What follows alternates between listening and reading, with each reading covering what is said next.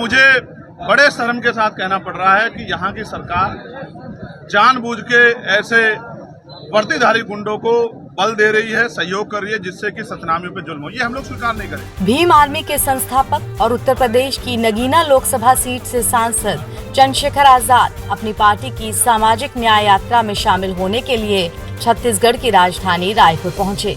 इस दौरान सांसद चंद्रशेखर आजाद ने आरोप लगाते हुए कहा कि सरकार के इशारे पर पुलिस प्रशासन ने सतनामी समाज के लोगों का दमन किया। इससे वंचित समाज के लोगों में बहुत रोष है।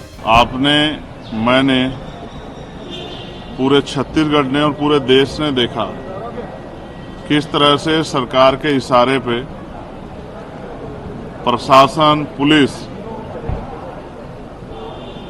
आरोपियों को बचाने के लिए और सतनामी समाज के लोगों पर कहर, जुल्म, दमन करने के लिए जिस तरह की कार्रवाई की, ये किसी से छिपी हुई नहीं।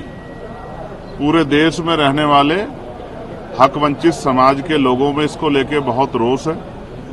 लगातार हमारे भीम आर्मी के नेशनल प्रेसिडेंट सड़कों के रास्ते से उन्होंने पूरे क्षेत्र में घूम घूम के जो है सामाजिक न्याय यात्रा को मजबूत करने का काम किया। लोगों तक जो डर था, लोगों के अंदर भय था, इस सरकार की वजह से उसको निकालने का काम किया। आज हम लोग जो ज्ञापन और जो समस्या है पूरे छत्तीसगढ़ की तरफ से हमें दी गई है, उसको लेके हमारी रैली है। ये हमारी यात्रा का प्रथम चरण है। ऐसी 3 और यात्रा यानी कि 4 चरण में पूरी यात्रा होगी और लगातार बड़ी बड़ी सभाएं करके समाज को एकजुट करके और सरकार के द्वारा जो जुल्म किया जा रहा है या अधिकारों से जो वंचित रखा जा रहा है उसके खिलाफ हमारा मोर्चा जारी रहेगा। मेरा विश्वास है कि अभी जो दमन हुआ है उस दमन का हिसाब तो जनता सरकार से करेगी, लेकिन जो भविष्य में हमारे लोगों को इनसे सतर्क रह के अपनी ताकत बनानी है, उसके लिए भी संदेश आज हम लोग जो हैं छत्तीसगढ़ के लोगों को देने का काम करेंगे। बता दें कि बलौदाबाजार हिंसा मामले में अब तक 200 लोगों की गिरफ्तारी हो चुकी है।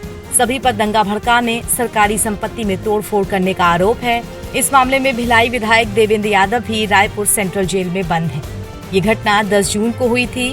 बलौदाबाजार के दशहरा मैदान में प्रदर्शन के दौरान अचानक से लोग उग्र हो गए और बवाल बढ़ गया। हिंसा के दौरान कलेक्ट्रेट, एसपी दफ्तर में आगजनी की गई, कई गाड़ियां जला दी गईं। इसके बाद कई जनप्रतिनिधियों समेत करीब 200 लोगों की गिरफ्तारी हुई।